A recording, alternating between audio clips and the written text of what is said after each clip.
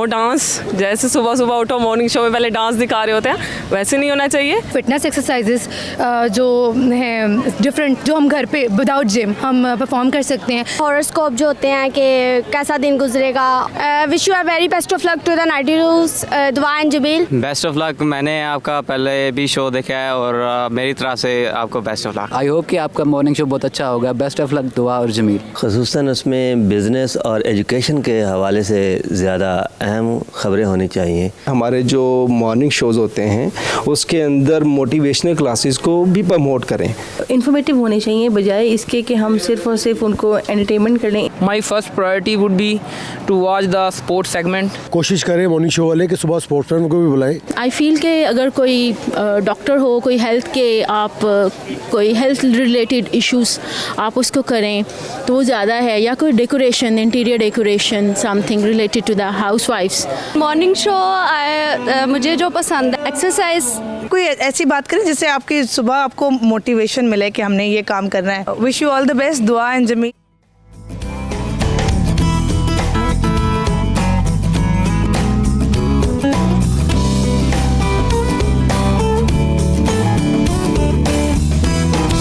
बिस्मिल्लाहिर्रहमानिर्रहीम, अस्सलामुअलैकुम, good morning. सुबह सवेरे पाकिस्तान में हम आपको खुश आमदीद कहते हैं और ख़ास तौर पर इन लोगों का सबसे पहले शुक्रिया अदा करते हैं जिन्होंने बेस्ट विशेस हमारे लिए भेजी और जो उन्होंने तवक्कुआत की उसके साथ हम ये ब्रांड न्यू शो लेकर मॉर्निंग न्यूज शो के साथ मैं जमील सुखेरा और मेरे साथ वन एंड ओनली दुआ जमील हाजिर हैं।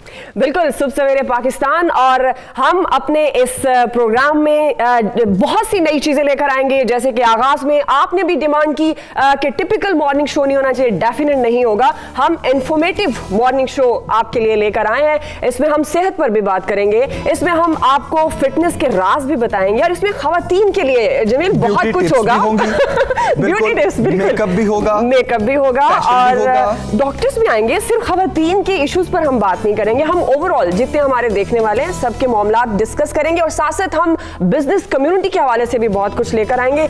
जाहिर है जब हम सुबह की बात करते हैं, आगाज अच्छा हो तो बाकी का दिन बड़ा अच्छा गुजरता है। तो जाहिर है अच्छे दिन के आगाज के साथ हम आपके साथ, और ये एक फैमिली शो होगा, हम आपकी कॉल्स भी लेंगे क्योंकि हमारे साथ आपके सितारों का जाहिर है हमारे सितारों का हाल भी जानने की कोशिश करेंगे। बिल्कुल, सितारों का हाल भी आपको बताएंगे। बहुत अहम शख्सियत हमारे साथ होंगी जिनको आप देखना पसंद करते हैं, उनसे बात करना, अपने सितारों का हाल जानना भी पसंद करते हैं। अच्छा, जब भी सुबह का जिक्र आता है तो फौरी तौर पर ज़हन में परिंदों की चहचहाहट आती है। मुझे लगा आप कहेंगे कि बीवी की आवाज आती है। वो तो आती है बिल्कुल, वो तो आती है, लेकिन जब हम लोगों से बात करने आएंगे, जब लोग सुबह हमें अपनी टीवी स्क्रीन्स पर देखेंगे, हम उनकी फैमिली का हिस्सा होंगे, वो देखना चाहेंगे कि हम उनके लिए इस मॉर्निंग शो में क्या कुछ लेके आ रहे हैं। तो जनाब वो हमने आपको बताया डिफरेंट सेगमेंट्स होंगे जिसमें हम पर्सनैलिटी ऑफ द डे भी होगा, पॉलिटिकल पर्सनैलिटी भी हो सकती है,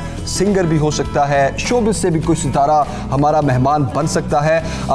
मगर आज की सुबह का आगाज हम कैसे करेंगे, तो आज ये बताएं सबसे पहले। आज की सुबह का आगाज बेहतरीन मौसम के साथ करेंगे क्योंकि जब हम शो के लिए आ रहे थे तो बड़ा खूबसूरत मौसम था और मैं जमील से कह रही थी कि ये वो मौसम है जिसमें लॉन्ग ड्राइव पे जाना चाहिए, पकौड़े खाने चाहिए, समोसे खाने चाहिए। तो वो बोल रहे थे सुबह सुबह तो डेफिनेट क्योंकि आती सर्दी और कल तक जरा धूप निकली थी तो लग रहा था कि अब मौसम बिल्कुल बदल गया है, लेकिन बारिश हुई, सारी रात बारिश होती रही ऑलमोस्ट, और जब सुबह का मौसम था बड़ा ही दिलफरेब और मुझे तो बहुत अच्छा लग रहा था। आपको अच्छा लग रहा था? अच्छा लग रहा था, लेकिन लोग शायद ये सोच रहे थे कि सर्दी, जाती सर्दी में आखिरी दिनों में जब end of February, end of January के बाद फरवरी स्टार्ट होता है तो सूरज निकलता है, धूप निकलती है तो ऐसे लगता है जैसे शायद सर्दी जा रही है। लेकिन कल रात से लाहौर का मौसम इतना अच्छा है, रात से बारिश ना थमने का नाम ले रही है क्योंकि रात से बारिश हो रही है। अभी भी सुबह जब हम उठे बारिश हो रही थी और स्टिल अभी तक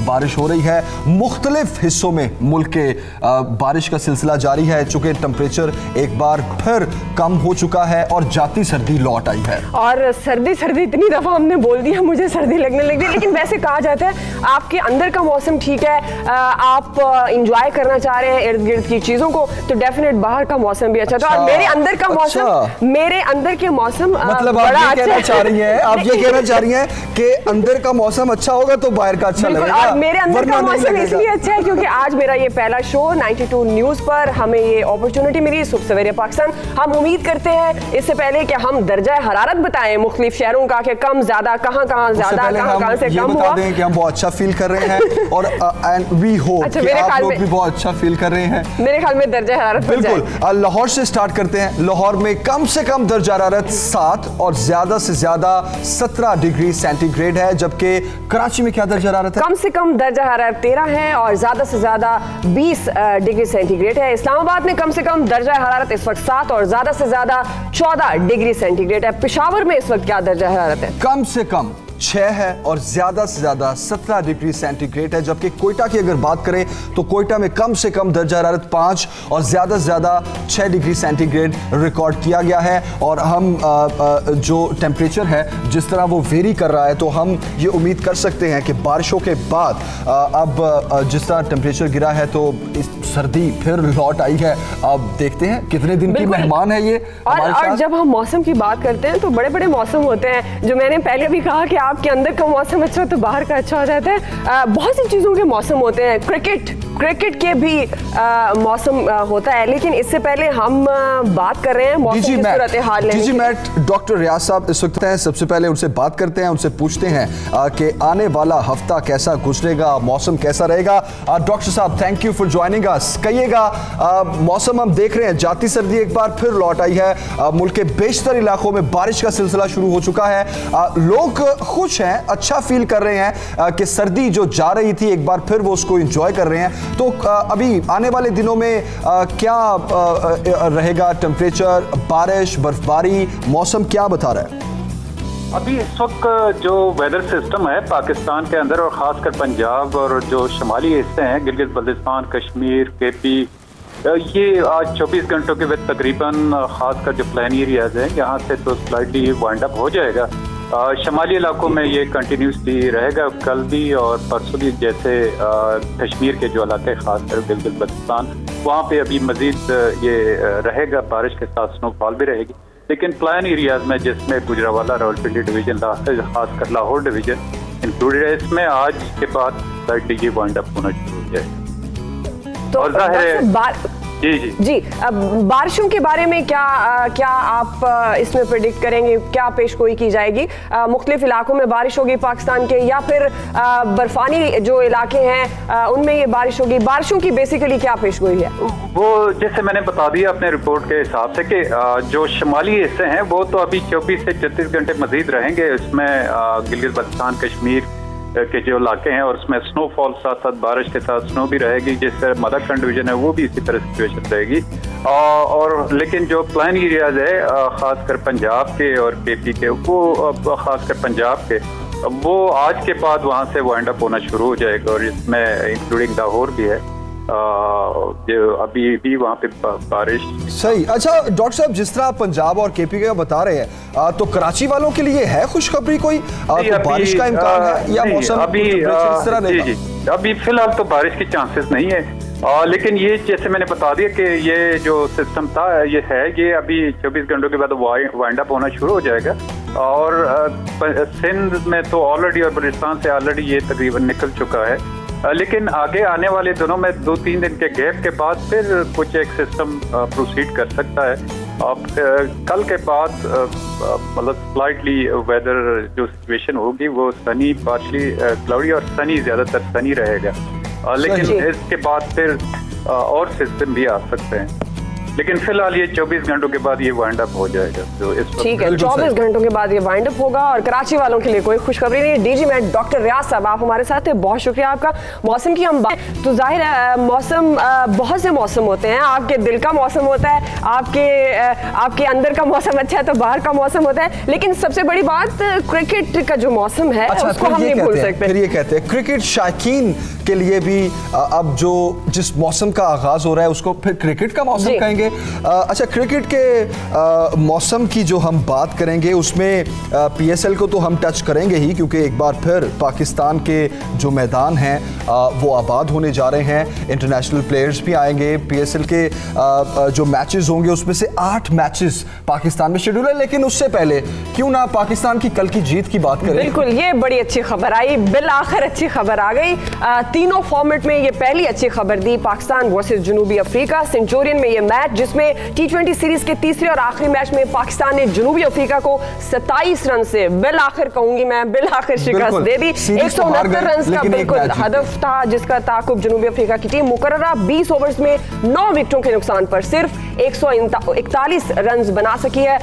अच्छा, लोग कह रहे थे कि सरफराज अहमद जिन पर पाबंदी लगी कुछ जब आईसीसी की तरफ से, लेकिन अब ऑल दो पीसीबी ने उन्हें दोबारा कैप्टन बना दिया।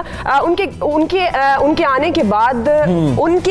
के बाद बहुत सारा डिफरेंस देखा गया मैचेस में, और ये भी कहा जाता है, जाहिर है नाकदीन की मुख्तलिफ राय हो सकती है जमील इसमें, लेकिन बिल आखिर कल का T20 पाकिस्तान ने जीता है।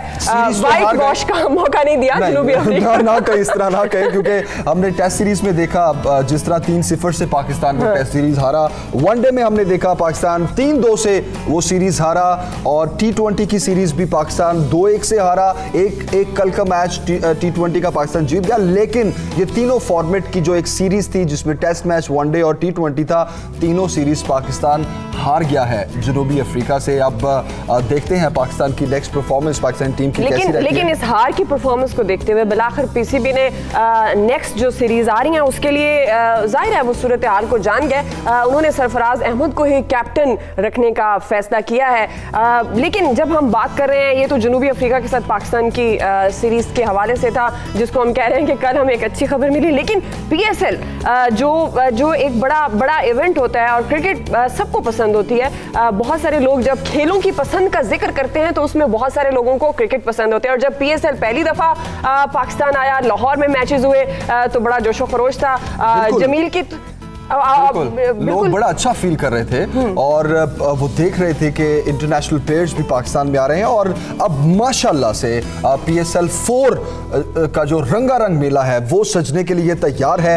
और जिस तरह हमने आपको बताया कि 8 मैचेस पाकिस्तान में भी शेड्यूल हैं, कराची में भी वो मैचेस होंगे, लाहौर में भी होंगे। लेकिन एक इंटरेस्टिंग लाहौर की टिकट आप पहले ले लीजिएगा 2। अच्छा, टिकट्स पे भी बात करते हैं। लेकिन वज़ीर आला बलूचिस्तान जाम कमाल ने चेयरमैन पाकिस्तान क्रिकेट बोर्ड एहसान मानी से PSL के हतमी मरहले का एक मैच कोयटा में मुनाकिद करने की भी ख्वाहिश का इजहार किया है। तो अब देखते हैं कि PCB इस रिक्वेस्ट को कितना सीरियस लेती है, क्योंकि कराची लाहौर में तो मैचेस होंगे ही। क्या ये रिक्वेस्ट सुनी जाएगी, कोयटा में भी कोई मैच शेड्यूल होगा या नहीं, ये अभी देखना बाकी है। क्योंकि जिस तरह PSL का एक शोर और हंगामा है और शायकीन क्रिकेट बहुत बेताबी से इंतजार करते हैं इस इवेंट का, तो जारी बात है अब पाकिस्तान में सिर्फ क्रिकेट और क्रिकेट पर बात होगी। बिल्कुल, और भी बहुत सारी बातें होंगी सुबह सवेरे पाकिस्तान में। सिर्फ हम मौसम और क्रिकेट स्पोर्ट्स को डिस्कस नहीं करेंगे, और बहुत कुछ है आपके लिए। लेकिन अभी आज तो कुछ खास है ना, बिल्कुल आज तो बहुत कुछ हर रोज भी हम चाहेंगे खास होगा, लेकिन अभी हम एक ब्रेक की तरफ जाएंगे। बिल्कुल ब्रेक लेते हैं, लेकिन आपने कहीं नहीं जाना, आप देखते रहिएगा सुबह सवेरे पाकिस्तान। Stay with us.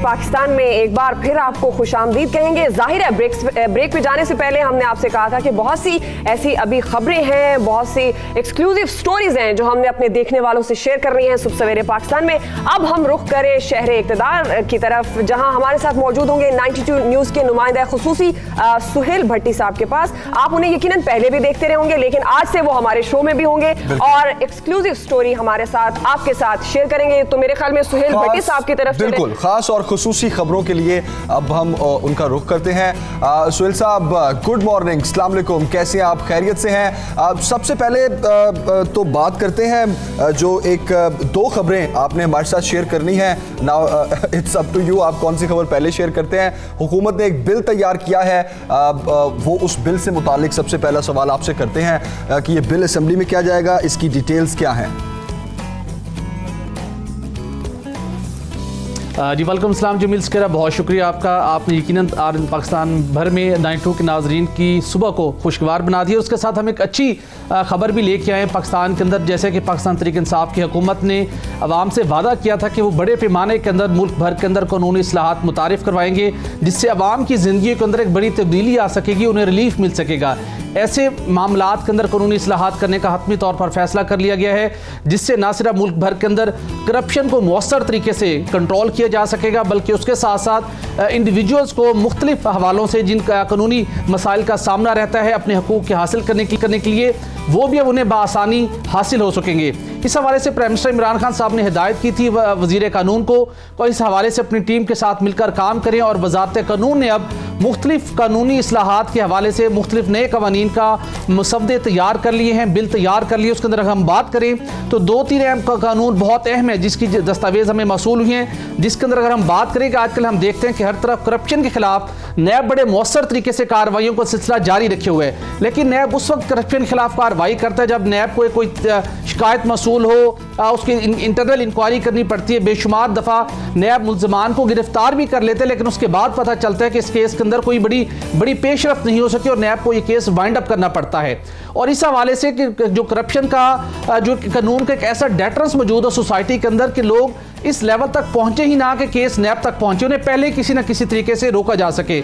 इस हवाले से विसल ब्लोअर एक्ट लाने का फैसला किया गया है, जिसके लिए बिल तैयार किया गया है, जिसके मुताबिक सरकारी इदारों के अंदर खसूसी तौर पर हम बात करें जहां पर जो हमारा गवर्नेंस का एक ऐसा सिस्टम है कि अगर किसी सरकारी इदारे के अंदर कोई बेज़ाब्तगी हुई हो, कोई करप्शन हुई हो, तो मातहत अफसरान अब वफाकी सेक्रेटरी के खिलाफ या वज़रा के खिलाफ शिकायत करने को तैयार नहीं होते, चूँकि उन्हें पता होता है कि उन्हें अपनी नौकरी से हाथ धोना पड़ सकते हैं। इस सिलसिले के अंदर वो खामोश रहना बेहतर समझते हैं। लेकिन अब जो नया कानून लाया जा रहा है, इसके तहत कोई भी सरकारी मुलाजिम अगर वो देखता है कि उसका सीनियर अफसर या उसका मातहत अफसर किसी बेज़ाब्तगी में मुलविस है और उसके पास ठोस सबूत मौजूद हैं, तो एक कमीशन कायम किया जाएगा। उस कमीशन के अंदर वो तहरीरी तौर के ऊपर सबूतों के साथ इस अपनी दरख्वास्त को जमा करवाएगा। और इम्पॉर्टेंट ये है, इस कानून की खूबी ये है कि इसके तहत जब भी कोई विसल ब्लोअर बनेगा, कोई सरकारी मुलाजिम होगा, उसके खिलाफ मुतलका सेक्रेटरी, मुतलका वजारत, मुतलका वजीर कोई इंतकामी कार्रवाई नहीं कर सकेगा। उसे कानून की रोशनी में उसे प्रोटेक्शन हासिल होगी। ये कमीशन जिसको वफाकी हुकूमत कायम करेगी, वो इस बात का जायज़ा लेगा कि वाकई ही शिकायत के अंदर जो ठोस शवाहिद पर मबनी है, करप्शन का एलिमेंट मौजूद है, तो फिर ये कमीशन उस शिकायत को स्क्रूटनी करने के बाद नैब, FIA और या प्रोविंशियल जो एंटी करप्शन के इदारे हैं उनको भिजवाएगा। इसके साथ एक अच्छी डेवलपमेंट ये है कि ऐसे विसल ब्लोअर बनेंगे, अगर उनका केस दुरुस्त साबित हो गया, मुल्ज़मान से रिकवरी हो गई, उस रिकवरी का 20% जो हिस्सा होगा वो उस शख्स को दिया जाएगा जिसने ये शिकायत का अंदराज करवाया होगा। इस हवाले से एक ये अच्छी बात है। दूसरा सबसे बड़ा मामला हम अपने इर्द गिर्द देखते हैं कि हमारे मुआशरे के अंदर ख़वातीन को वरासत में से, जायदाद में से हिस्सा नहीं दिया जाता। अगर कुछ ख़वातीन अपना हिस्सा हासिल करने की कोशिश करती हैं तो उन्हें एक तवील लिटिगेशन का सामना करना पड़ता है। एक नया बिल लाने का फैसला किया गया जिसका नाम enforcement of women's property rights bill 2019 उसका नाम तजवीज़ किया गया है। हवाले से बिल तैयार कर लिया गया। विसल ब्लोअर एक्ट की बात करें, खैबर पख्तूनख्वा में भी इसको इनिशिएट किया गया, लेकिन उस तरह से प्रोग्रेस नहीं हुआ। आपके ख्याल में नो डाउट बहुत अच्छा आइडिया है जो इसमें विसल ब्लोअर एक्ट के जरिए जो कंप्लेन करेगा उसको उसका हिस्सा मिलेगा डेफिनेट, लेकिन आपको लगता है कि ये बिल भारी अक्सरियत से मंजूर हो जाएगा? पार्लियामेंट की जो सिचुएशन है वहां हुकूमत अददी तादाद में कितनी है, ऑपोजिशन कितनी है, और आजकल जो आपस में उनके क्लैशेस हैं, आपको लगता है ये बिल वहां मंजूर होगा? जी एग्जैक्टली यही सवाल मेरे जहन में था और हमने वजारत कानून के हुकाम से ये सवाल पूछा था कि किस तरीके के साथ आप इस बिल को मंजूर करवा पाएंगे।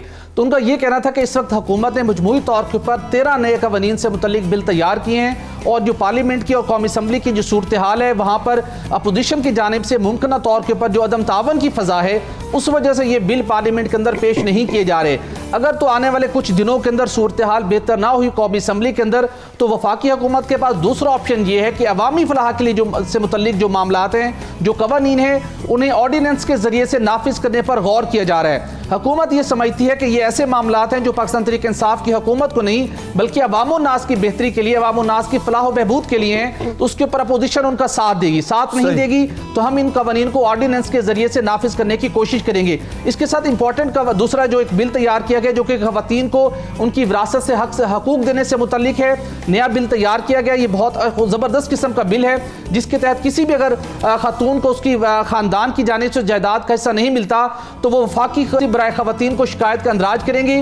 वफाकी मौसिब बराए खातून डिप्टी कमिश्नर पुलिस या किसी भी इंतजामिया से मदद हासिल करके उनको ये हिस्सा दिलवाएंगे। और अगर फिर भी को लिटिगेशन में जाना पड़ा उस मुतल्लिका फीमेल को किसी अदालत से रजू नहीं करना पड़ेगा बल्कि वफाकी मौसिब बराए खवातीन सिविल कोर्ट के अंदर ये मुकदमा दायर करेगी। ये एक अच्छा मामला है। उसके बाद तीसरा बड़ा मामला वरासती जायदाद के हवाले से अगर किसी सरबराह की डेथ हो जाती है तो उसके लिए जो सक्सेशन सर्टिफिकेट का इजरा होता है वहाँ पर बहुत से फ्रॉड का हमें देखने को मौका मिलता है। बिरून मुल्क जो फैमिलीज मुकीम होती हैं उन्हें ये सर्टिफिकेट हासिल करने के अंदर बहुत दुश्वारी का सामना करना पड़ता है। लोग उनकी ज़मीनों पर काबिज हो जाते हैं। अब वफाकी हुकूमत ने यह फैसला किया है नए कानून के तहत कि सक्सेशन सर्टिफिकेट जारी करने का इख्तियार नादरा को दिया जाएगा। नादरा एक इश्तिहार के जरिए 15 रोज़ के अंदर प्रोसेस मुकम्मल करेगा और 15 रोज़ के बाद ये सक्सेशन सर्टिफिकेट नादरा की जानिब से जारी कर दिया जाएगा जो मुतल्लिका वारसीन होंगे। तो मुख्तलिफ कवानीन लाए जा रहे हैं जिससे यकीनी तौर के ऊपर आवाम की जिंदगियों के अंदर बेहतरी आएगी और जो उनको मुकदमाबाजी का सामना करना पड़ता है उससे वो बच सकेंगे। दूसरा बड़ा मामला जमील हमारे पास है utility store corporation of Pakistan.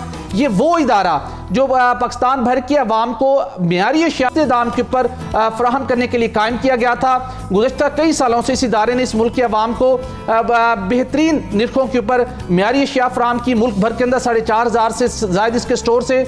लेकिन बुरा वक्त इस स्टोर के ऊपर उस वक्त शुरू हुआ 2012-13 के बाद जब इसने इस इदारे को एक प्लान के तहत एक मुनज़्ज़म मंसूबे के तहत इसको माली बहरान से दो चार किया गया। हम देखते हैं कि पाकिस्तान पीपल्स पार्टी का दौर जिसे हम ओवरऑल हम कहते हैं कि वो बैड गवर्नेंस का दौर था। उस वक्त करप्शन अकबा परवी का बहुत ज़्यादा हर तरफ चर्चा था। लेकिन उसके बावजूद यूटिलिटी स्टोर कॉर्पोरेशन माली साल 2012-13 तक उसने प्रॉफिट में रहा और रिकॉर्ड सेल की थी 94 अरब रुपए की। लेकिन गुज़श्ता 5 सालों की बात करें हुकूमतों का आई डोंट नो क्या उनका एजेंडा था।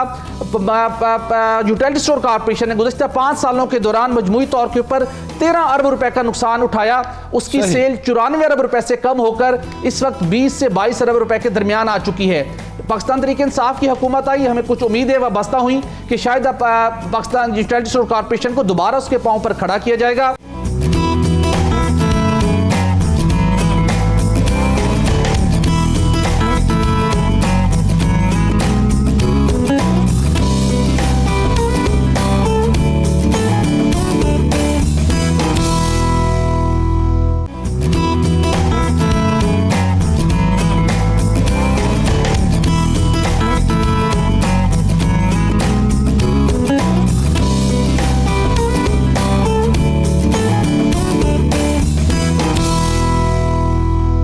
वजीर खजाना प्राइम मिनिस्टर तक जाते हैं, आपके मुतालबात नहीं माने जाते तो फिर अल्टीमेटली आपकी एसोसिएशन क्या करेगी?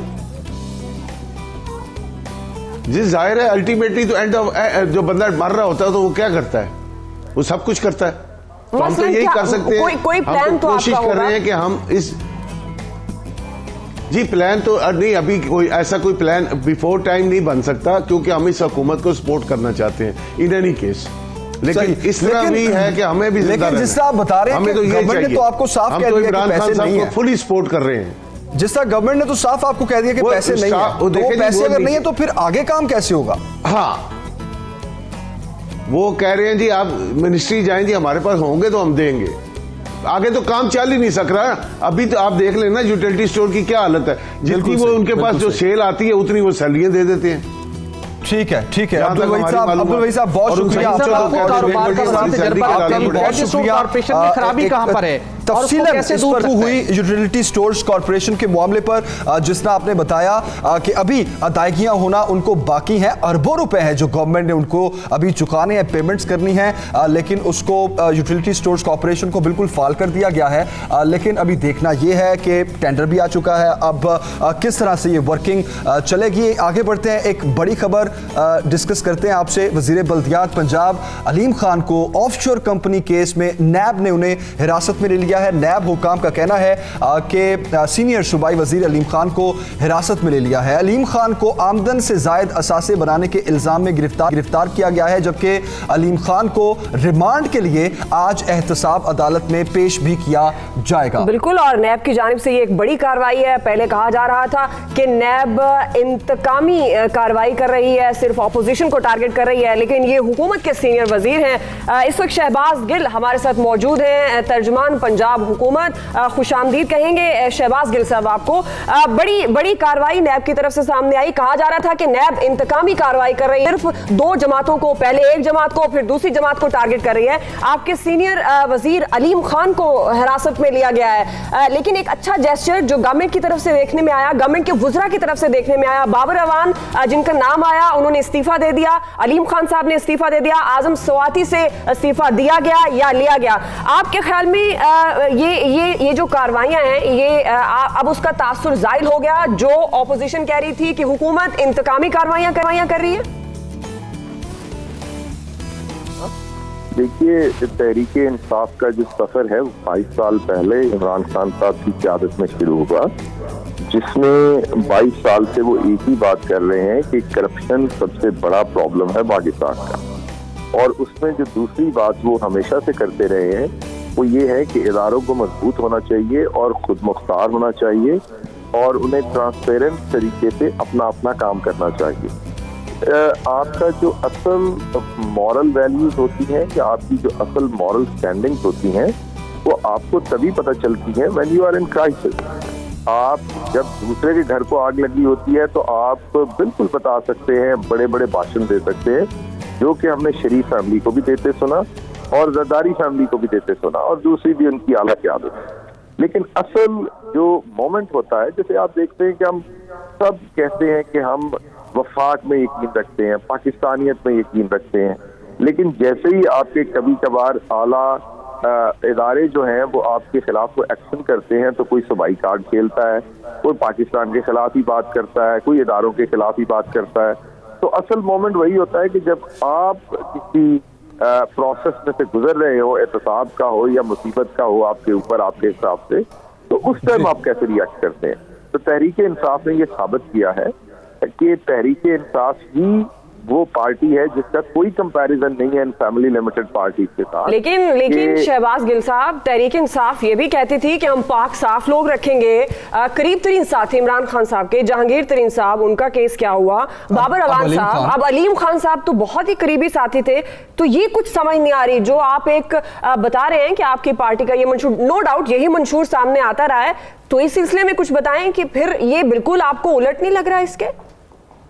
नहीं दुआ, ये बिल्कुल मुझे उलट नहीं लग रहा। द प्रॉब्लम इज कि हमारी सोसाइटी में क्योंकि एहतसाब का अमल जो है वो कभी भी बेहतर तरीके से नहीं हुआ, अकाउंटेबिलिटी का अमल बेहतर तरीके से नहीं हुआ, उसमें लोगों की भी ट्रेनिंग उस तरीके से नहीं है जिस तरीके से होनी चाहिए। मेरे कहने का मतलब ये है कि जब एहतसाब होगा तो उसमें कोई भी काबू आ सकता है ना, वो आप हो, हम हो।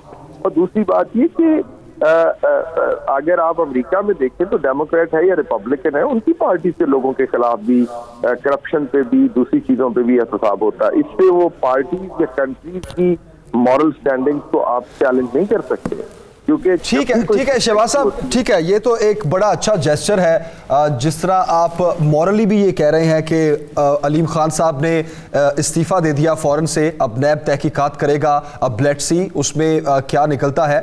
लेकिन जो अपोजिशन ये तनकीद करती थी गवर्नमेंट पर कि नैब को इस्तेमाल किया जा रहा है पीटीआई के हाथों और बहुत एक मखसूस एजेंडे के तहत इंतकामी कार्रवाई का निशाना बनाया जा रहा है अपोजिशन को, तो आपके ख्याल में अब अलीम खान साहब की गिरफ्तारी के बाद अपोजिशन के मौकिफ में कोई तब्दीली आएगी? लेकिन ये भी कह रहे हैं ना कि नैब बैलेंस कर रहे हैं हुकूमती वज़रा की गिरफ्तारी को। बिल्कुल ख्वाजा साद रफीक ने ऑन फ्लोर कहा था ये कि कुछ लोग गवर्नमेंट के भी गिरफ्तार होंगे। जी, मैंने आपको यही कहा कि कभी भी वो लोग चुप नहीं करेंगे, क्योंकि उन्होंने इसी चीज का फायदा उठाया है। पिछले कई डेकेड से वो करप्शन करते हैं दबा के, जब वो पकड़े जाते हैं तो वो सियासी इंतकाम का बहाना बना के बच जाते हैं। अभी अगर हमारी पार्टी से किसी को पकड़ के भी अब उनसे कोई पूछे कि हमारे जो 2 वज़रा पहले मुस्तफी हुए हैं, क्या वो भी बैलेंसिंग, तो आप भी बैलेंसिंग कर दें काइंडली पे। अगर हमने बैलेंसिंग की है तो आपने भी इतनी कोई शर्म होनी चाहिए कि आप भी बैलेंसिंग कर दें। हमारे 2 वज़रा ने करप्शन के चार्जेस या कोई भी आप उसे कह लें, किसी भी चार्जेस में उन्होंने इस्तीफा दिया जब उनके ऊपर चार्जेस जो है वो प्रोसीड किए, तो आप ठीक है शर्म होनी चाहिए। आपके ऊपर भी चार्जेस हैं, उनके भी अभी प्रूव नहीं हुए। हमारे वज़रा के ऊपर भी कोई ऐसी चीज अभी अदालत ने हतमी फैसला नहीं दिया, तो आप में भी इतनी इखलाक की जरूरत होनी चाहिए अगर आप कह रहे हैं कि ऑल राइट ठीक है। शहबाज गिल साहब, आपका मौक़िफ़ आ गया, बहुत शुक्रिया आपका सुबह सवेरे पाकिस्तान में हमारे साथ बात करने के लिए। अलीम खान का ये जो मामला है बड़ा इंपॉर्टेंट है क्योंकि आज एहतसाब अदालत में उनको पेश किया जाएगा। अभी हम कुछ बात करेंगे, जान है तो जहान की, मतलब तंदुरुस्ती नज़ार नेमत है। लेकिन एक ब्रेक के बाद आपको बताएंगे कि सेहतमंद रहने के लिए आपको क्या खाना चाहिए, क्या नहीं खाना चाहिए। तो देखते रहिएगा सुबह सवेरे पाकिस्तान। हम ब्रेक पर जा रहे हैं, ब्रेक के बाद वापस आ रहे हैं।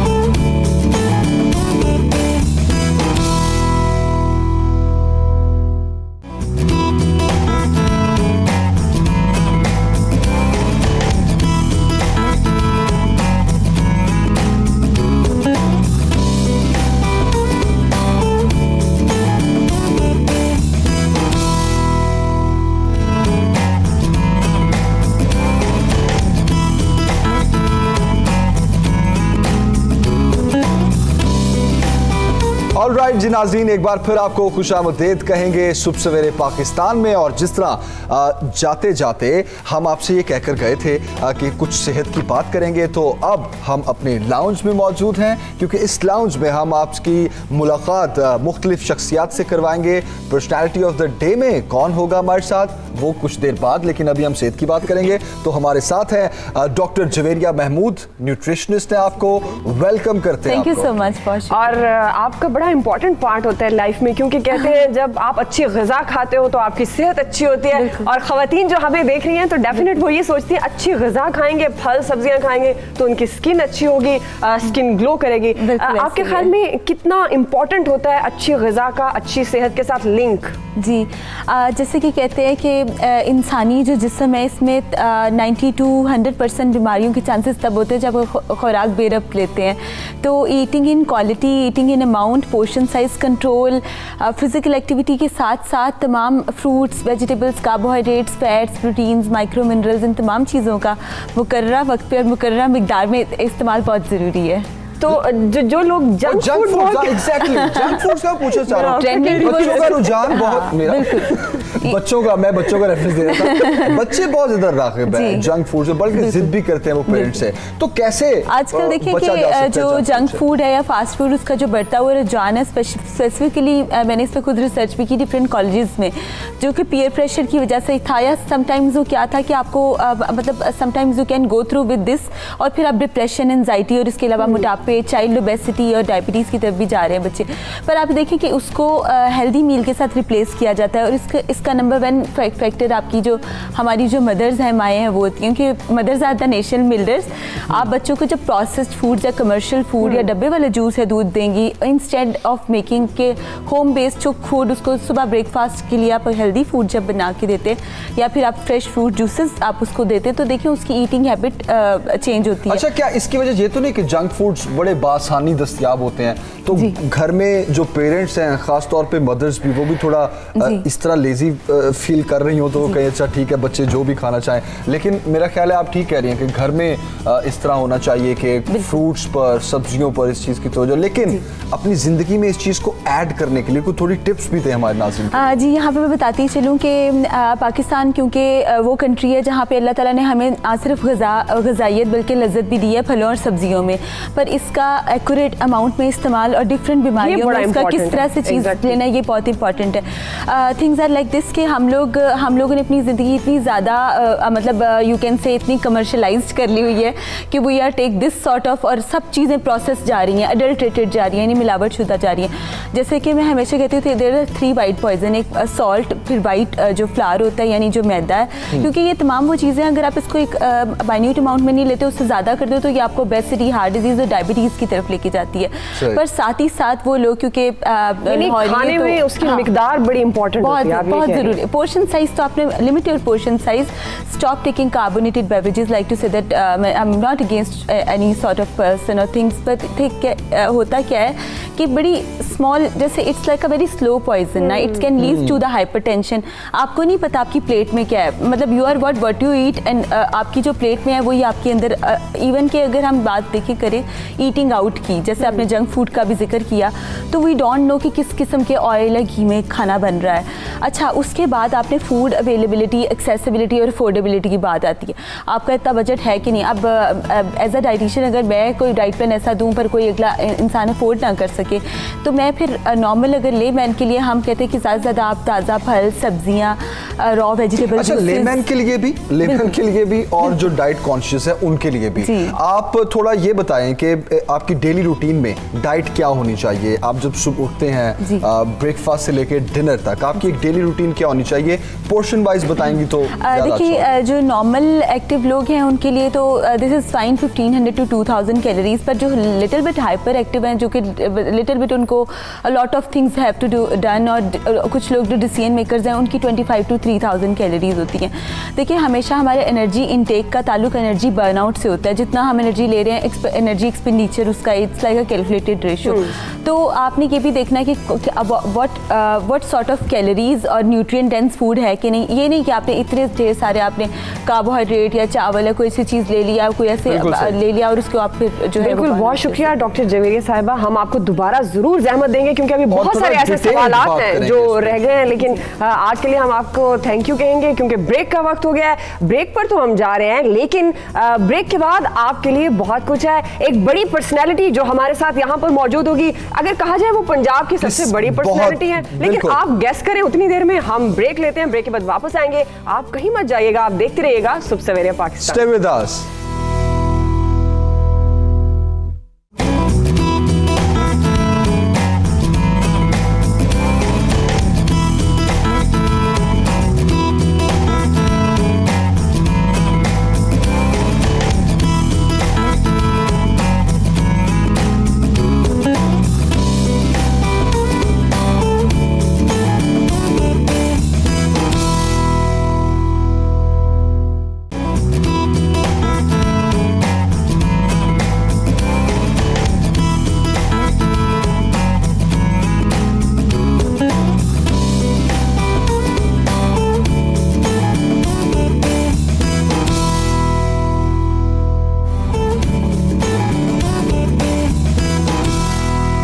नाज़रीन, सुबह सवेरे पाकिस्तान आप देख रहे हैं और इस वक्त जो हम आपका तारुफ कराने जा रहे हैं, बहुत ही वन एंड ओनली हमारे गवर्नर मौजूद हैं। आप इन्हें बहुत से फॉर्मेट में देखते होंगे, हार्ड टॉक में देखते होंगे, बड़े सीरियस जवाब देते हैं, अपनी पार्टी को डिफेंड करते हैं। नए और पुराने पाकिस्तान के नहीं, ये भी कहा जा सकता है क्योंकि इनको ये क्रेडिट है, नए और पुराने पाकिस्तान के। खुश आमदीद कहेंगे आपको चौधरी सरवर साहब। जाहिर है आज हम आपसे कोई ऐसी बात नहीं करेंगे आपकी पार्टी के मुतालिक, कोई सीरियस गुफ्तगू पॉलिटिकल बात नहीं होगी, क्योंकि एक ये ब्रांड न्यू वेंचर है, प्रोग्राम है 92 न्यूज़ का, और हमने 92 न्यूज़ को इस प्रोग्राम के लिए ज्वाइन किया है। तो हम बड़े ऑनर फील कर रहे हैं कि आप हमारे इस शो के पहले गेस्ट हैं। एक्चुअली जमील का मतलब अपना सफर बताने का ये कि आप हमें अपने बारे में कुछ बताइए। ये बड़ी ऑनर की बात है कि एक यंग कपल मेरा इंटरव्यू कर रहा है, और मैं आपको मुबारकबाद देता हूँ और विश करता हूँ कि इंशाल्लाह कामयाबी जो है इंशाल्लाह आपके साथ होगी। Thank you. तो चॉइस साहब अपने बारे में कुछ बताइए हमें। ये तो पता है कि आप बहुत अच्छा बोलते हैं सियासत पर, बरतानिया से आप पाकिस्तान मुंतकिल हुए, पुराने पाकिस्तान का एक्सपीरियंस आपके पास, नए पाकिस्तान का एक्सपीरियंस आपके पास, आपकी ज़ाती ज़िंदगी में कितना डिफरेंस है सियासी ज़िंदगी में और सियासी ज़िंदगी से हटकर? मैं बेसिकली तो एक सोशल वर्कर हूँ जी, जो लोगों की खिदमत करके लोगों के चेहरों पे खुशी ला के खुशी महसूस करता है। तो बरतानिया गया, वहाँ पर बिज़नेस शुरू किया, अल्लाह ताला ने बिज़नेस में कामयाबी दी। उसके बाद मैं पॉलिटिक्स में आया तो अल्लाह ने वहाँ पर मुझे बरतानिया का पहला मुसलमान मेंबर ऑफ पार्लियामेंट बनने का शर्फ दे दिया। बिल्कुल। उसके बाद फिर मैंने चैरिटेबल काम शुरू किया हेल्थ में और एजुकेशन में पाकिस्तान में। तो माशाल्लाह यहाँ पर हेल्थ केयर में, एजुकेशन में, हेपेटाइटिस में, पीने के साफ पानी में, तो माशाल्लाह बहुत से प्रोजेक्ट जो है वो हम चला रहे हैं। और फिर वहाँ पर मैं पॉलिटिक्स में बहुत एक्टिव था। फिर यहाँ पहली दफ़ा पुराने पाकिस्तान में गवर्नर बनने का मौका मिला, फिर नए पाकिस्तान में तो ये इतनी कामयाबियों के पीछे नॉर्मली कहा जाता है हर काम मर्द की कामयाबी के पीछे औरत का हाथ होता है, तो वो क्रेडिट आप देंगे? देखिए जी, बिल्कुल मैं समझता हूँ कि ये जो आपकी जो पार्टनर है ना जी ज़िंदगी में, उनकी आपस में अंडरस्टैंडिंग जो है वो होनी बहुत ज़रूरी है। बेशक। अगर आप बाहर से घर आएँ और घर आते ही फिर लड़ाई शुरू हो जाए, आर्गूमेंट शुरू हो जाए, या सुबह आपने काम पे जाना है और सुबह आर्गूमेंट हो जाए, तो सारा दिन ही फिर बुरा गुजरता है। तो इसलिए मैं समझता हूँ कि मियाँ बीवी का आपस में अंडरस्टैंडिंग होना, एक दूसरे की आदत को समझना, और यकीनी तौर पर मैं समझता हूँ कि ज़िंदगी में कामयाबी के लिए बोथ कम्प्लीमेंट्री होते हैं एक दूसरे को। औरत अगर कामयाब होती है तो उसमें यकीनी तौर पर मर्द की कुछ ना कुछ कंट्रीब्यूशन होती है। मर्द कामयाब होता है तो यकीनी तौर पर उसमें जो ख़वातीन हैं उनकी कंट्रीब्यूशन होती है। तो नॉर्मली जब आप फ्री होते हैं अपनी जॉब से, सियासत के बिजनेस से, तो फ्री टाइम में आपकी क्या एक्टिविटीज़? ये बिजनेस ही है। फ्री टाइम आपने कैसा सवाल कर दिया है कि फ्री टाइम अब सोचने लग गया हूँ कि कब होता है। अच्छा, बिल्कुल, मतलब लाइक हॉबीज होती हैं, आप बुक रीडिंग करते हैं, मतलब बच्चों के साथ कितना टाइम गुजारते हैं? मैं आपको एक मिसाल देता हूँ कि बच्चे जो हैं, अगर मेरे बच्चे माशाल्लाह ज़िंदगी में कामयाब हुए हैं, तालीम में भी, बिज़नेस में भी, पॉलिटिक्स में भी। 2 बच्चे मेरे बिज़नेस में हैं, एक बेटा मेरा पॉलिटिक्स में मेंबर ऑफ स्कॉटिश पार्लियामेंट है, बेटी मेरी जो है वो हाउस वाइफ है। तो मैं समझता हूँ कि उसमें उसकी वालदा का बहुत बड़ा कंट्रीब्यूशन है, क्योंकि मेरा तो ये हालत थी कि सुबह 8 बजे घर से चले जाना है, 10 बज जाने हैं, 11 बज जाने, फिर बिज़नेस भी हो, पॉलिटिक्स भी हो, फिर सोशल वर्कर भी आप हों।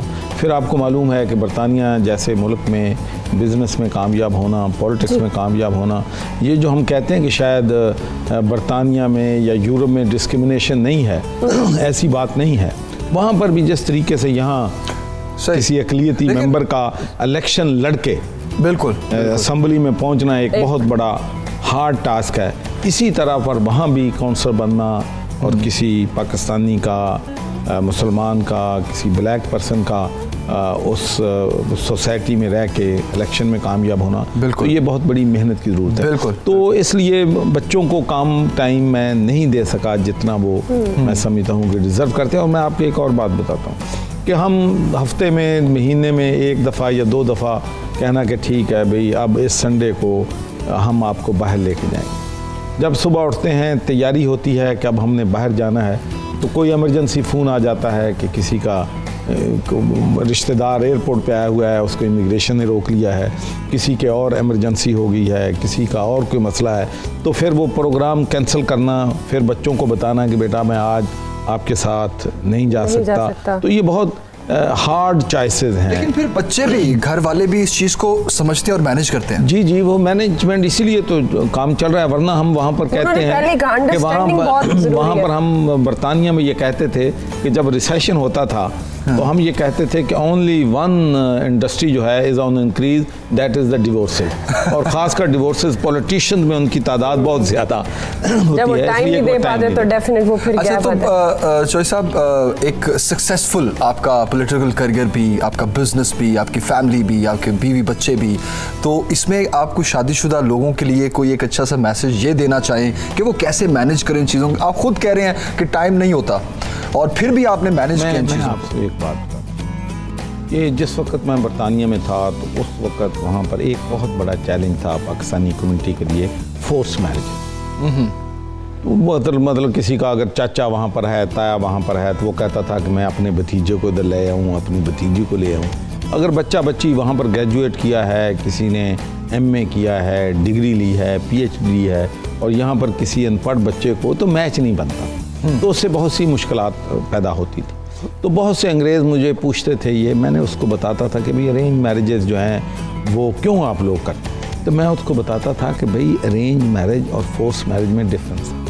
अरेंज मैरिज वो है जिसमें बच्चों की राय ली जाती है, पेरेंट्स डिसाइड करते हैं। फोर्स मैरिज ये है कि बच्चों की मर्ज़ी के बगैर, उनकी ख्वाहिश के बरक्स उनको जो है उनकी शादी कर दी जाती है। और फिर मैं उनसे कहता था कि आप लव मैरिजेस करते हैं, यहाँ पर आप अपना देख लें कि आपका सक्सेस रेट क्या है, और हम जो एशिया से लोग हैं जो अपनी अरेंज मैरिजेस करते हैं, हमारा सक्सेस रेट उनसे डबल ट्रिपल है जो अरेंज मैरिजेस हैं। तो कहना मैं ये चाहता हूँ कि अगर कंपैटिबल है जी, तो फिर मैरिज कामयाब होती है। और एक जो सबसे बड़ी, मैं अपने बच्चों को, अगर मुझको एक, हमारे जो यंग जनरेशन है, एक एडवाइस मेरी लें, तो पहले तो वो, मैं बरतानिया में था, बच्ची मेरे पास आती थी कि अंकल मेरे पेरेंट्स नहीं मान रहे हैं, I love this boy, I want to marry him. लड़का आता था, अंकल ये मेरी बात नहीं मान रहे मेरे वालिदैन, can you please ask them, can you convince them. 6 महीने के बाद कहते हैं कि we can't stand each other. Tolerance इनको पैदा करनी पड़ेगी। मैं बच्चों से ये कहूँगा कि ज़िंदगी में मुश्किलात भी आएंगी, कभी ज़िंदगी में आप हमेशा कामयाब नहीं होते जाते, कभी फेलियर्स आती हैं, कभी कामयाबी आती है। तो जब फेलियर आती है तो you should be pull together, उस वक्त आपको ज़्यादा एक दूसरे के साथ सॉलिडरिटी जो है शो करनी चाहिए, और दूसरी टॉलरेंस, कुव्वत बर्दाश्त जो है वो होनी चाहिए। सबसे इम्पोर्टेंट, अगर दूसरे की फीलिंग को समझना चाहिए। मेरे अगर बेगम साहबा मुझसे नाराज़ होती हैं तो आप उनके लिए क्या पकाते हैं? आप उनके लिए कुछ खाना बनाते हैं, मनाते कैसे हैं ये आज बता दीजिए। नहीं बनाया, लेकिन मैं कहता हूँ कि फिर आप कभी खामोश हो जाएं। अगर बेगम साहबा गुस्से में हैं तो आप खामोश हो जाएं, अगर आप गुस्से में हैं तो बेगम साहबा। तो उनको मनाते कैसे हैं आप? वो देख रही हैं, आपने बिल्कुल सही वाला बताना है, शॉपिंग पर ले जाते हैं। अलग, अगर वो नाराज़ हो जाएं फिर कैसे? देखें जी, उनकी नाराज़गी हमेशा एक ही बात पे, हमारा कभी फैमिली में झगड़ा नहीं हुआ, एक ही बात पे झगड़ा होता है कि आप टाइम नहीं फैमिली को देते। दूसरा, जब घर आते हैं तो फिर थानू सब सुंघ जाता है, तुसी TV शो ते जाते हो, तुसी लोकां नू मिलते हो, असी सिटिंग रूम च तुहाडीਆਂ गल्लां बाहर सुन रहे होंदे आ, ते तुहाडी गल्लां सब तो ज़्यादा तुसी करदे हो। जदों घर आंदे हो तो तुहानू गल करन नू नहीं लभदी, तुसी चुप कर जाते हो। सवाल ये है कि बंदा सुबह 9 बजे शुरू हो, रात को 11 बजे जाए, थका हुआ होता है बोल बोल के, आर्गूमेंट करके, ज़िंदगी के जो मसाइल हैं लोगों के सुन सुन के, तो घर में बंदा कहता है यार अब थोड़ा सा मैं खामोशी इख्तियार कर लूँ, थोड़ा सा सुकून। तो वो 1-2 चीज़ें हैं जिस पे घर में बहस होती है। लेकिन एक अच्छी चीज़ ये है कि बेगम साहबा जो हैं वो मोर अंडरस्टैंडिंग हैं। लेकिन एक मुझे जो बेनिफिट हुआ है मैं आपको बताऊं, अब मेरा ख्याल था कि जब पाकिस्तान में आएंगे तो लड़ाइयाँ बढ़ेंगी, इसलिए कि मैं ज़्यादा वक्त जो है वो गवर्नर हाउस में दूंगा, लोगों के मसले मसाइल। लेकिन अच्छा काम ये हुआ कि मेरी बेगम साहबा को वो चैरिटेबल वर्क में दिलचस्पी होगी। अच्छा, अब जितना मैं मसरूफ़ हूँ उससे ज़्यादा वो मसरूफ़। अच्छा, नाइस नाइस। 150 के करीब माशाल्लाह उसके स्विंग सेंटर हैं जिनको चलाती है, और मैंने सारा चार्टी का काम जो हमारे अस्पताल हैं, स्कूल हैं, मैंने सारा टाइम उसको दे दिया। तो मैं अब जो हमारे भाई हैं उनको मशवरा देता हूँ कि अंग्रेज मैनेज कर दें उनको किसी नेक काम में। ये मशवरा दिया है, ओके, ये मशवरा दिया है। प्लानिंग के तहत किया था कि मेरे पे सवाल उनको हो। जब में घबरा, जब वो आपसे ज्यादा बिजी हैं तो फिर उनको एहसास होता है कि भाई अब झगड़े का मौका ही नहीं भी नहीं है तो झगड़ा क्या करना। गिफ्ट्स भी देते हैं, ईद का मौका है और अभी मैं आपको एक बात, ये बड़ी इंटरेस्टिंग बात है, जी। मैं आपको बताना चाहता हूँ। मैंने 2, 3, 4 दफ़ा कोशिश की कि कोई गिफ्ट दूं। बड़ी खुशी से जाके ख़रीदी कोई चीज़, मैंने कहा कि जी बेगम साहबा को दें, तो उस वक़्त उसने ले ली, थैंक यू कह दिया। तो अगले दिन मुझे पता चला कि वो दुकान पे गई हुई उसको तब्दील करवाने के लिए। अक्सर शौक की लाई हुई चीज़ पसंद नहीं आती ना, घर का मसला है। तो फिर मैंने एक ही फैसला किया कि अब कोई गिफ्ट ला के नहीं देना, पैसे दे देने। ईद हो, अपनी मर्जी का ले, अपनी मर्जी से जो मर्जी खरीद। और आपको भी गिफ्ट्स मिलते हैं, ऐसी है? हाँ, मेरे जितने भी क्लोथ्स हैं, सूट हैं, सॉक्स हैं, ये सारी चीज़ें बेगम साहबा खरीद के लाती हैं। बहुत कम मैं शॉपिंग के लिए कभी ऐसा हुआ चॉइस साहब के टाई की नॉट आपकी जो है वो मिसेस ने बनाई हो कि ये आज उनकी तरफ से एक स्पेशल गिफ्ट कि आज आप जा रहे हैं? नहीं है, मैं अगर आपको एक बात बता दूं, है तो वेरी एम्बारसिंग। मुझे अगर मैं सुबह ये टाई पहन के जाता हूँ ना, अगले दिन इस पर कोई मार्क नहीं होता तो वो कहती है आज तो आपने कमाल कर दिया। अच्छा, मतलब ये दाग धब्बों में भी आपको सुनना पड़ सकता है। वो कभी खाना खाएं, कभी ये करें, बड़ी कोशिश करते हैं कि ना आए। तो आपको देख रही होंगी, डेफिनेट आपको देख रही होंगी और आपने घर भी जाना है। बल्कि हम ये भी चाहेंगे चॉइस साहब कि हम नेक्स्ट टाइम जब आप आए तो विद फैमिली आए।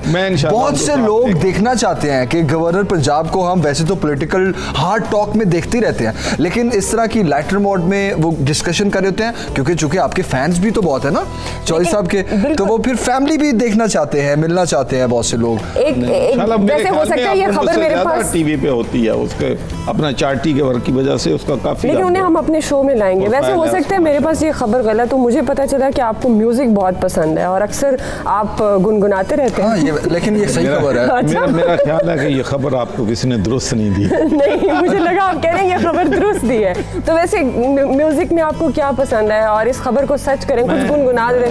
सुबह सवेरे पाकिस्तानी गुनगुना दे। ये बड़ा मुझे होती है डिमांड, लेकिन मैं ठीक जी ठीक। अच्छा लेकिन आपको सवेरे पाकिस्तान देखिए, आपका गुनगुनाना इस वक्त जितने हमारे देखने वाले देख रहे होंगे, आपकी तो माशाल्लाह वैसे ही बड़ी रेटिंग है। आज हमारा पहला दिन है तो बड़ा अच्छा लगेगा हमें, या कोई शेर सुना दें, या सुबह सवेरे पाकिस्तान हमारे प्रोग्राम का नाम है, उसे ज़रा इस लय में बोल दें कि हम उसको अपना सॉन्ग टाइटल भी बना कर। मेरा ख्याल है जी कि मैं चूँकि गुनगुनाता नहीं हूँ, बहुत कम गाना, मुझे गाने का शौक़ है, तो वैसे किसको सुनते हैं फिर ये बता दीजिए। मैं जी रफ़ी को बहुत पसंद करता था। रफ़ी जब ग्लासगो में आया था तो उसके लिए मैंने स्पेशल वहाँ पर एक बहुत बड़ा माशाल्लाह फंक्शन किया था। फिर लता ग्लासगो में आई थी तो उनका इंतज़ाम किया था। फिर पंकज उदास, ही इज़ वेरी गुड। फिर मेहदी हसन तो हैं ही हैं, बहुत बड़े हमारे हीरो हैं। फिर अपने पाकिस्तान के और बहुत से लोग हैं जिनके गाने बड़े नामों को आप सुनते हैं चॉइस साहब, तो मेरा ख्याल है थोड़ा सा तो आप गुनगुनाते ज़रूर होंगे, बेशक अकेले में, घर के किसी कोने में। हम चाहते हैं हम आपके सीक्रेट्स निकलवाएं। कोई फेवरेट कोई सॉन्ग? फेवरेट मेरा सॉन्ग मैं बता देता हूँ। कभी कभी मेरे दिल में ख्याल आता है कि तुझको बनाया गया है मेरे लिए, तो मैं ये आप दोनों के लिए है। थैंक यू शाहिद साहब, आप बहुत अच्छा लगा आप हमारे इस शो में आए और हमारे शो के पहले गेस्ट। बिल्कुल, ये बड़े एजाज की बात है हमारे लिए। बिल्कुल, पर्सनैलिटी ऑफ द डे के इस सेगमेंट में हमारी ये कोशिश है कि अपने नाज़रीन तक उन लोगों को यहाँ पर ला के बिठाया जाए जिनको वो देखते हैं, उनके वो फ़ैन हैं, वो पोलिटिकल पर्सनैलिटीज़ के ख़ास तौर पर इसलिए फ़ैन है क्योंकि उनको वो हमेशा देखते हैं लड़ते झगड़ते रहते हैं, लेकिन शायद कभी ऐसा कोई मौका जब इनको हम लाइटर मोड में बात करते हुए सुने और इनकी डेली रूटीन्स क्या हैं वो जान सकें। तो थैंक यू सो मच, बहुत शुक्रिया आपका choice for being with us. Break लेते हैं नाज़रीन। बिल्कुल, और ब्रेक के बाद हम वापस आएंगे, लेकिन आपने कहीं नहीं जाना, देखते रहिएगा सुबह सवेरे पाकिस्तान। Stay tuned.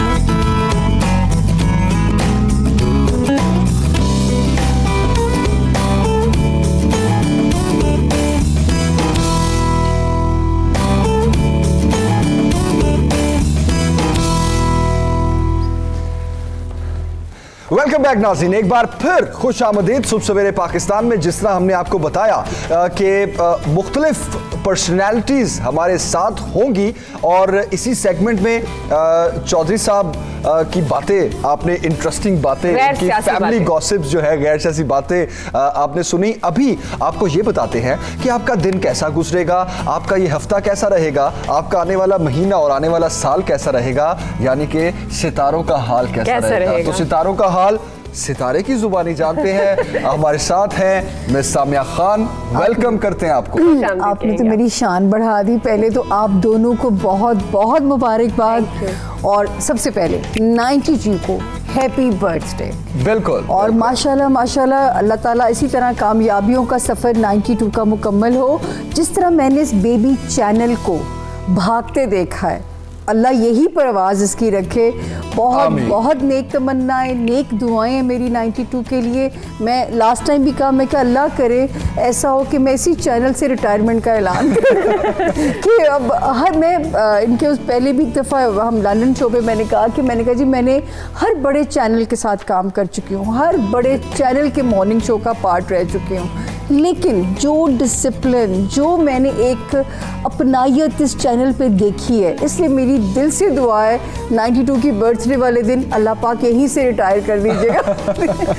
और आप लोगों को जी अच्छा लगा, इतनी एनर्जी के साथ आप लोग पहला दिन अपना मतलब मैंने तो आप लोगों को भागते देखा है। तो वो इस कपल को भी बहुत नेक दुआएं हैं कि इससे बड़ी एनर्जी के साथ शो को कर सितारों का हाल तो बताएंगे, लेकिन वो मैं कल पूछूंगी। लेकिन मैं चाह रही थी कि आज जरा सितारों की अहमियत के बारे में, सितारों की अहमियत के बारे में हम यहाँ से आगाज करते हैं। सितारों की अहमियत, जिंदगी में अहमियत क्या होती है, और ये क्या महज हम कह सकते हैं ये बातें होती हैं या समझदार होती है, तुम्हें बाईपास कर रही है। समझदार नहीं, बहुत समझदार होती है। कुछ सीखे।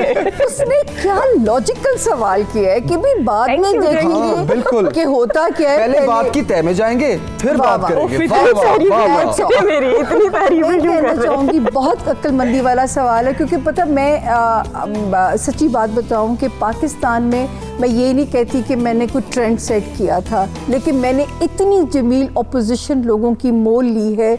लोगों की दुकानों को शायद मेरी वजह से ख़तरा पड़ गया था कि जब मैं बार बार कहती थी कि ये अंदाज़ों का इल्म है, ये एक कैलकुलेशन है, और मेरे ख़िलाफ़ बाकायदा लॉबिंग की गई कि ये तो 2 + 2 4 का इल्म है। नाउज़ बिल्ला, ये बिल्कुल एक अंदाज़े हैं।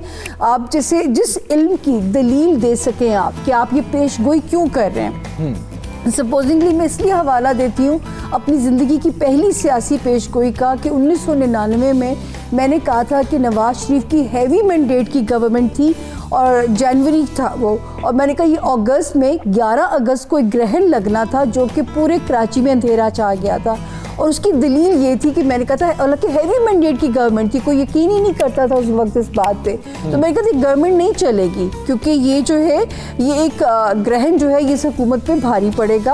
और फिर अगले कुछ 10-11 साल जो थे पाकिस्तान के लिए सख्ती के चल रहे थे, क्योंकि वो ग्रहण इतना हैवी था कि कराची में अंधेरा हो गया था। आज भी मुझे डेट याद है 11 अगस्त, और अक्टूबर जब आया फिर मैंने अपने सामने हुकूमत को डिज़ोल्व होते हुए देखा, मार्शल्ला को आते हुए देखा, जनरल मुशर्रफ ने टेकअप किया। मुझे खुद याद है मैं जहाज़ में थी और हमें तो ऑफलोड कर दिया गया था। चले ये जो सियासी बातें हैं ना, पॉलिटिकल साइड को हम फिर किसी दिन डिस्कस करेंगे, क्योंकि आज का हमारा जो पहला शो है, लोग आपसे मिलना चाहते हैं, आपको जानना चाहते हैं ये सितारों का हाल क्या है, ये कैसे किसी भी सितारे जो है वो एक मदार से निकलते हैं दूसरे में जाते हैं, तो ये क्या है, लोग ये भी जानना चाहते हैं। अच्छा देखिए, आसमानी काउंसिल है ना, आपके लिए वेनिस है, मार्स है, ये नाम तो आप सबने पढ़े होंगे, मरकरी है। कल हम इंशाल्लाह कल के दिन में हम बताएंगे कि मरकरी अगले 2 महीनों में क्या क्या कहाँ कहाँ लोगों की ज़िंदगियों में उनकी फिरकी को घुमाएगा। तो ये 11 तारीख से फॉल करेगा, 11 फरवरी से। तो कल इंशाल्लाह ये इन्फॉर्मेशन आप लोगों को हम देंगे। आपने ये शो मिस नहीं करना 92 का, बिल्कुल। और जो है सितारे, देखिए आप लोग इसको इस तरह पढ़ते हो, मैं ये पढ़ती हूँ कि जब ये चेंज करते हैं अपनी पोजीशन को, तो ये इंसानी ज़िंदगी को कैसे इफ़ेक्ट कर सकते हैं। और जब इन बातों में जाओ तो समझ में आता है कि मैं आई थिंक 1996 से ये काम कर रही हूँ, 1996 से लोगों के लिए। जब लोग मेरे पास आते हैं, जब तक मैं उनके पास्ट को नहीं पढ़ती, उनके प्रेजेंट में नहीं आती, उनके करंट इश्यूज को खुद डायग्नोज नहीं करती, लोगों का यकीन मेरे पे नहीं होता। तो ये एक साइंस है, जैसे आप कोई भी इल्म सीखते हो, इसको भी सीखा जा सकता है और कोई भी सीख सकता है कि जो सितारा अपनी पोजीशन को बदलेगा, वो जैसे बुर्ज एरीज है, उसके जिस घर में मरकरी ने फॉल करना है, उस घर के मामलात को डिस्टर्ब कर देना है। क्या इसी को सितारों की चाल भी कहते हैं? यही तो सितारों की चाल है। जब वो अपनी चाल बदलेगा, आप लोगों के लिए तो ये है ना कि सितारे अपने मदार पे चल रहे हैं। मैंने जो अल्लाह मियाँ के सिस्टम को पढ़ा है ना जमील, वो ऐसे है कि जैसे एक घड़ी है, उसमें सेल डाले जो कि रूह फूंक दी जाती जैसे, और वो घड़ी ने अपने वक्त पे चलते रहना है। कभी आप तकलीफ में होते हैं, आपका दिल चाहता है कि सुबह जल्दी से हो जाए, लेकिन सुबह ने अपने वक्त पे होना है। इसलिए कॉल है कि ना वक्त से पहले कुछ मिलता है, ना किस्मत से ज़्यादा कुछ मिलता है। लेकिन ये बहुत महदूद इल्म है, मैं बार बार अपने लोगों को गाइड करती हूँ। ये 70 to 75% एक गाइड लाइन है, नॉट मोर देन दैट। मैं यहाँ बैठ के इस सीट पे भी अच्छा, इसको हाइपोथेसिस तो नहीं कहेंगे, प्रेडिक्शन कहेंगे? प्रेडिक्शंस कहा जाता है, आपने अंदाजा लगाना है। जैसे और एक्सपीरियंस बढ़ने के साथ साथ ये आपका अंदाजा ज़्यादा स्ट्रॉन्ग होता जाता है। जी, जैसे जैसे आप लोगों से मिलते जाते हैं, पब्लिक इंटरेक्शन करते जाते हैं। मुझे याद है जब मैंने एस्ट्रोलॉजी सीखना शुरू किया था इसको, तो मैंने 1 साल तक हर उस बंदे का जायचा बनाती थी जिनकी ज़िंदगी मेरे सामने गुजरी थी, ताकि मुझे पता चले कि किसकी ज़िंदगी को इसने कैसे इफ़ेक्ट किया, किसी की डिवोर्स कैसे हुई, जो है क्यों जो है वो किसी, क्योंकि उस वक्त मैं खुद एक क्राइसिस में थी और मेरे बारे में किसी ने जो प्रेडिक्शन की थी, तो मुझे वो क्यूरियोसिटी सिल में ले गई। ओके। अच्छा, क्विकली ज़रा, क्योंकि पापा टाइम कम है, मैं ये जानना चाहता हूँ कि ये तो हो गई सितारों की चाल, सितारों का हाल, कैसे वो अपने मखसूस मदार से निकलते हैं। अच्छा, जब ये लोगों को कहा जाता है कि ये अच्छा वक्त या बुरा वक्त आने वाला है, उसका तायुन कैसे होता है? मतलब ये कैसे पता चलता है? बिल्कुल, एक कुछ अच्छे सितारे हैं, कुछ शरारती सितारे हैं, कुछ जलाली सितारे हैं। वो जैसे जैसे जिसके एक जायचे के 12 घर हैं, वो जैसे जैसे अपने हाउसेस चेंज करते हैं, एक जगह पे ब्लेसिंग चल रही होती है, एक जगह पे आपका इम्तिहान चल रहा होता है। ज़िंदगी ऐसी ही है ना, कभी भी किसी को भी मुकम्मल और परफेक्ट ज़िंदगी नहीं मिलती। लेकिन ये गाइडलाइन का फ़ायदा इस तरह है जमील कि कई दफ़ा लोग इतने डिसहार्ट हो जाते हैं, उनको लगता है हम बंद गली में आ गए हैं, हमें रास्ता नहीं मिल रहा। तो मुझे एस्ट्रोलॉजी से एक सरस्वती एक चीज़ है, सरस्वती, ये इसका जिक्र सुना होगा आपने। हाँ। ये 7.5 साल के लिए लगती है और एक एवरेज लाइफ में ये 3 बार आती है। उस दौर में जैसे नवाज शरीफ साहब ने जब अभी अपना ओथ लिया था, तो मैं बार बार रिपीटेडली टेलीविजन पे कहती रही कि नवाज शरीफ साहब सरस्वती में हैं। ठीक, अभी सरस्वती को तो हम समझेंगे, लेकिन मेरा अभी माइंड उधर ही फंसा हुआ है, शरारती सितारे। मुझे लगता है जमील के शरारती सितारे मैं आपसे कल जरूर पूछूंगी। अच्छा, एक ब्रेक लेते हैं। कल क्यों? अभी हम सामिया का थैंक यू बोलते हैं, एक ब्रेक लेते हैं, ब्रेक के बाद वापस आते हैं। ब्रेक में पूछ लेना ना सामिया जी से। एक ब्रेक लेते हैं, ब्रेक के बाद वापस आते हैं। हमारे साथ रहिए, आप देख रहे हैं सुबह सवेरे पाकिस्तान।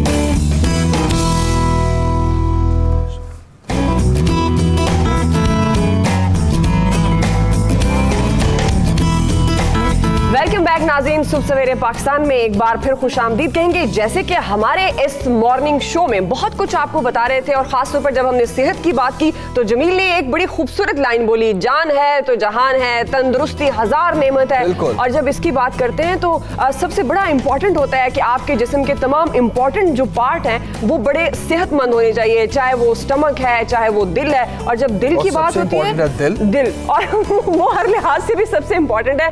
दिल की बात होती है तो तो डेफिनेट हम भी कोशिश करेंगे कि अपने इस प्रोग्राम में ऐसे डॉक्टर्स को मदऊ करें जो आपको दिल की बीमारियों के हवाले से अपडेट कर सकें, आज हमने न्यूट्रिशनिस्ट को बुलाया था, तो हम कोशिश करेंगे कि हम मैक्सिमम इसको कवर कर सके। लेकिन दुआ, जहाँ दिल की बात की है आपने, तो मुझे नवाज शरीफ साहब याद आ रहे हैं, क्योंकि वो भी दिल के आर्शा में मुब्तला हैं और उनको सर्विसेज अस्पताल के बाद अब कार्डियोलॉजी में पंजाब कार्डियोलॉजी में मुंतकिल करने का फैसला किया गया। 6ठा रोज है उनका हॉस्पिटल में, लेकिन सिचुएशन क्या है, ये फैसला कब किया गया, उनको मुंतकिल कब किया जाएगा, इसी पर बात करते हैं। अंबर कुरैशी हमारी नुमाइंदा इस वक्त हमारे साथ है। बिल्कुल, अंबर कुरैशी, आपको खुशामदीद कहेंगे मॉर्निंग शो में।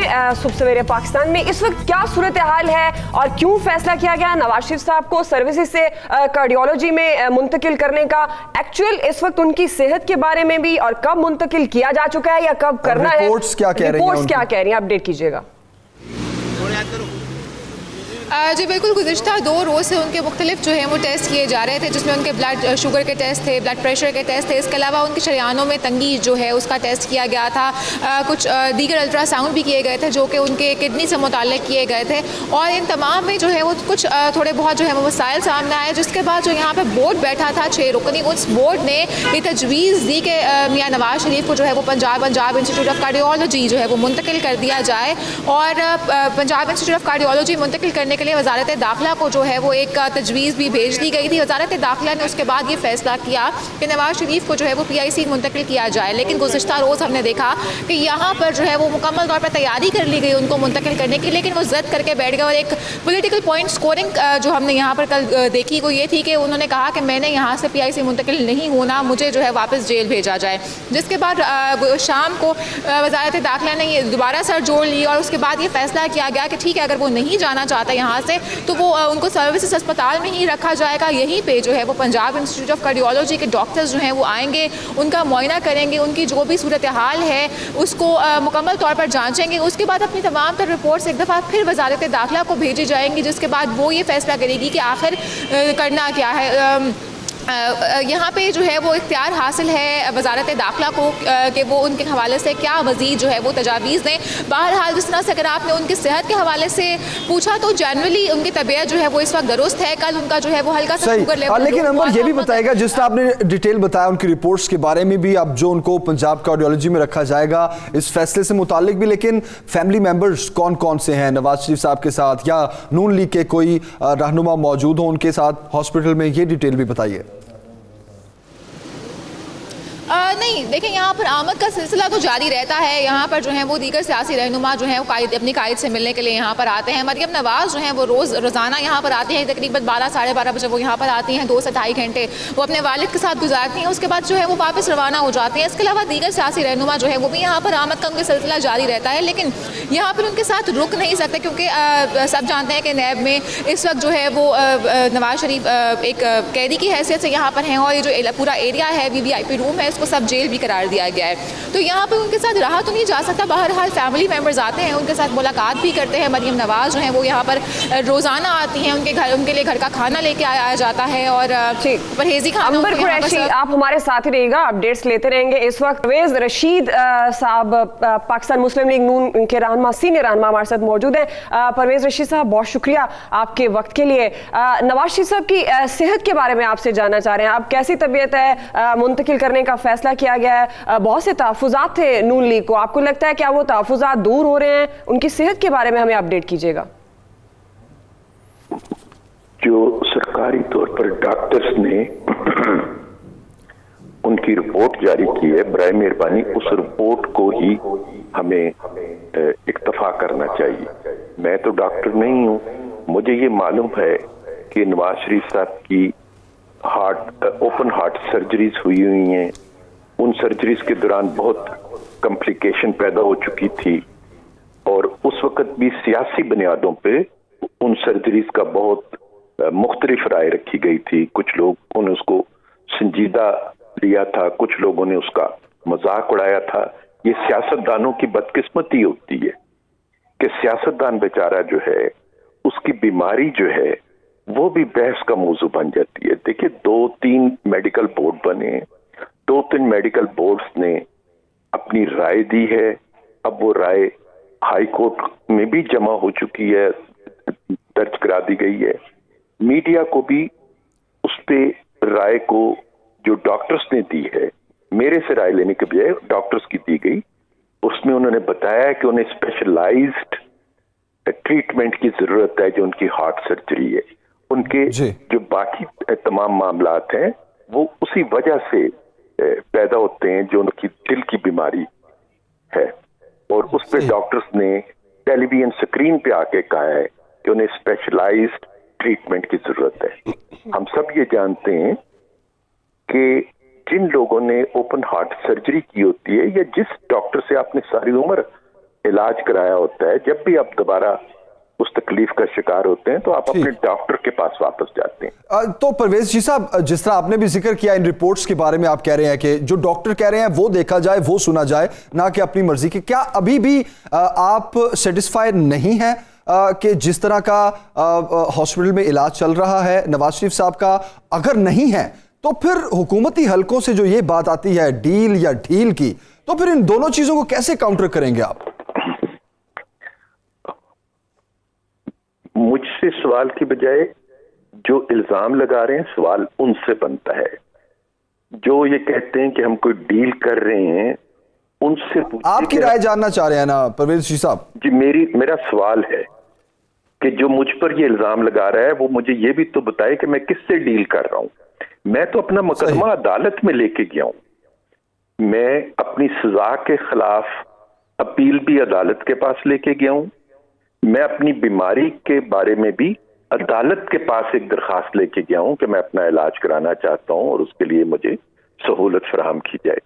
मैं किसी दूसरे के पास तो नहीं गया। मैं जो गया हूं वो दिन दिहाड़े गया हूं, अपने कानूनी हक के मुताबिक गया हूं, किसी से छुप के नहीं गया। जो मुझ पर इल्जाम लगा रहे हैं वो आधी बात करते हैं, आधी पे खामोश हैं।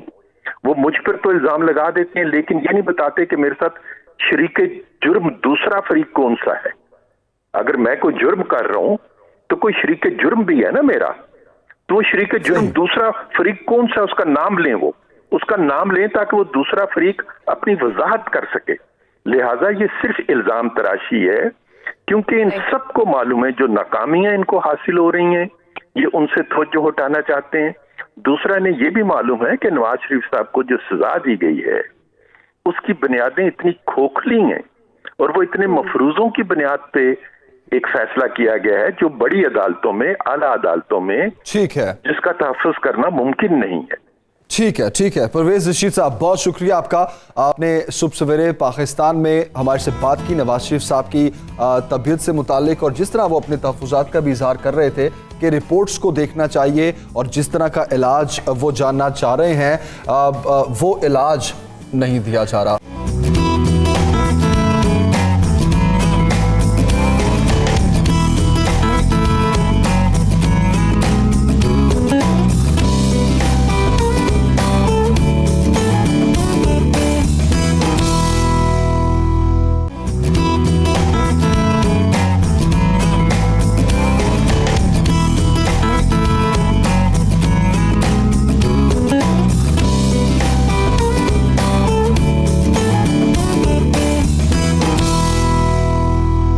सोशल मीडिया, जमील आपको पता है हमारी जिंदगी का इंपॉर्टेंट हिस्सा है। आप भी बड़ा इस्तेमाल करते हैं सोशल मीडिया को। बड़ी इसके अलावा भी बड़ी दिलचस्प वीडियोस और पिक्चर्स वीडियोस वगैरह आती रहती हैं और हम अपने नाज़रीन के साथ ऐसी वायरल होने वाली तमाम चीज़ें शेयर करते भी रहेंगे। और जैसे कि आज से हमने इसका बाकायदा आगाज़ भी किया है। जब हम सोशल मीडिया पर बहुत सी आप मैं एक बात से दूसरी बात में आ गई, मेरे ज़हन में ये बात आ गई, सोशल मीडिया पर जब हम इस तरह की वीडियोज़ देखते हैं तो बड़ी हैरतनाक होती है। एक दफ़ा मैं सोच रही थी शायद ये फेक होती है और एडिट होती है। हाउ कैन इट पॉसिबल कि एक इस तरह की जो अभी जिस तरह हम देख रहे थे होती हैं, लेकिन अब तो चूंकि ये एक ट्रेंड बन चुका है कि बहुत से इस तरह में अक्सर आपने वो वीडियोस भी देखी होंगी ना जिसमें जो रूफ टॉप होती है ह्यूज हाई हाइट्स बिल्डिंग्स की, जिसपे एक 2-3 नौजवान रेस लगा रहे होते हैं, कैमरा उनको सारा कैप्चर कर रहा होता है। तो ये तो मैं ऐसा स्टंट करके जरूर वीडियो बनाऊंगी, आप भी बना सकते हैं। क्यों आप भाई, क्यों ऐसा स्टंट क्यों करना है? अच्छा, हमारे देखने वाले भी ऐसे वीडियोस हमारे साथ शेयर कर सकते हैं। वो लोग जो बहुत टैलेंटेड होते हैं लेकिन उनको कोई प्लेटफॉर्म नहीं मिलता, तो डेफिनेट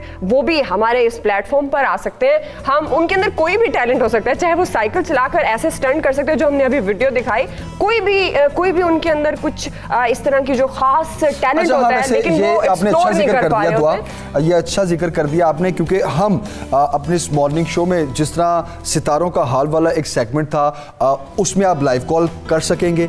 सेकेंडली ये कि आप सोशल मीडिया पर अपने जो फीडबैक है वो तो हमारे लिए कीमती है ही है। कुछ सजेशन आप देना चाहें कि हम क्या चीज़ ऐड करना चाहें, क्या आप देखना चाहेंगे, क्या चीज़ हमें ऐड करनी चाहिए, नंबर 2। और नंबर 3 ये कि वो हिडन टैलेंट जिनको अभी तक मौका नहीं मिला स्क्रीन्स पर आने का, तो उनके लिए भी न्यूज़ और सुबह सवेरे पाकिस्तान का ये प्लेटफॉर्म आपके लिए हाजिर है, बिल्कुल आपके लिए हाजिर है। और अगर आप हमें ना ढूंढ पाए, हम आपको ढूंढ लेंगे। अच्छा, क्योंकि हम आपको ढूंढेंगे, आप तो हमें देख ही रहे हैं, तो आप हमें ढूंढ सकते हैं। इंशाल्लाह कल हम आपके साथ जब हमारा सितारे क्या आपके सितारे क्या कहते हैं उसमें हम लाइव कॉल लेंगे, तो डेफिनेट आपके साथ एक कॉन्टैक्ट नंबर भी हम शेयर करेंगे, ताकि आपकी सुबह जो यकीनन जिसका कॉन्सेप्ट है कि सुबह सवेरे का कॉन्सेप्ट होता है कि आप ताज़ा दम हो, और ताज़ा दम होकर हम आपके साथ बहुत से सेगमेंट शेयर करेंगे, तो उसके साथ साथ आप हमसे बात कर सकते हैं, आप अपने टैलेंट को हमारे साथ शेयर कर सकते हैं। हमारा काम है आपके टैलेंट को आगे उसको प्रमोट करना, लोगों तक पहुंचाना। अच्छा, कुछ सजेशंस जो हमें मिली, जिसमें हम ये तो कोशिश करेंगे कि सेहत का जो एक सेगमेंट होगा उसमें न्यूट्रिशनिस्ट से लेके मुख्तलिफ बीमारियों के डॉक्टर्स को हम यहाँ पर बुलाएंगे, और आप कुछ भी उनसे पूछना चाहें तो वो भी आपकी रहनुमाई होगी। दूसरा हम ये करेंगे कि जिस तरह कुछ हमें स्टूडेंट्स ने ये कहा कि हम फैशन डिजाइनिंग भी देखना चाहेंगे, लेकिन हम आपके मॉर्निंग शो में डांस नहीं देखना, डेफिनेट नहीं होगा। नहीं, बिल्कुल। तो अच्छा, अभी इजाजत लेते हैं। दुआ, बहुत बातें हो गई हैं आज की, कल फिर आएंगे, कल के लिए बचा के रखते हैं, ढेर सारी बातें करेंगे और ताज़ा दम होकर फिर आपके साथ मुलाकात करेंगे। अपनी कीमती राय से हमें जरूर आगाह कीजिएगा, फीडबैक का इंतजार रहेगा। तो इसी तरह से दुआ जमील और जमील सुखेरा को इजाजत दीजिए। सुबह सवेरे पाकिस्तान देखते रहिएगा, अपना ढेर सारा ख्याल रखिए। अल्लाह हाफिज, बाय बाय।